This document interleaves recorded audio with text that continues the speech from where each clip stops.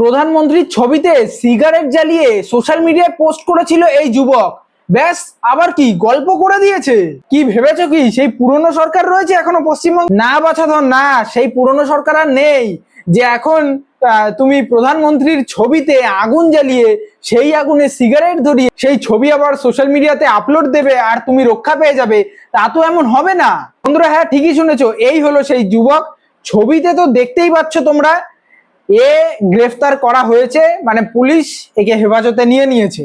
এবার নাও মামার বাড়ি ঘুরে আসো কয়েকদিন। আর কি বলবো, খুব বড় বড় স্পর্ধা হয়ে গিয়েছিল, এখন গ্রেফতার হওয়ার পরে বলছো যে ক্ষমা করে দাও, ক্ষমা করে দাও, ভুল করে ফেলেছি। ও তো আর হবে না, ভুল তো একবার হয়ে গেছে, সেটা তো শাস্তি ভোগ করতেই হবে না। যাই হোক বন্ধুরা, এই ভিডিওটা সেই সমস্ত দালালদের একটু শেয়ার করে দিও যারা এখনো ভাবছে যে হয়তো পুরনো সরকারের আমল এখনো রয়েছে এই পশ্চিমবঙ্গে, যা খুশি তাই বলবে আর হয়ে যাবে।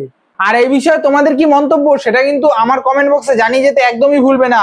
আর ভিডিওটা সর্বোচ্চ পরিমাণে যতটা পারবে শেয়ার করে দিয়েছো। টাটা।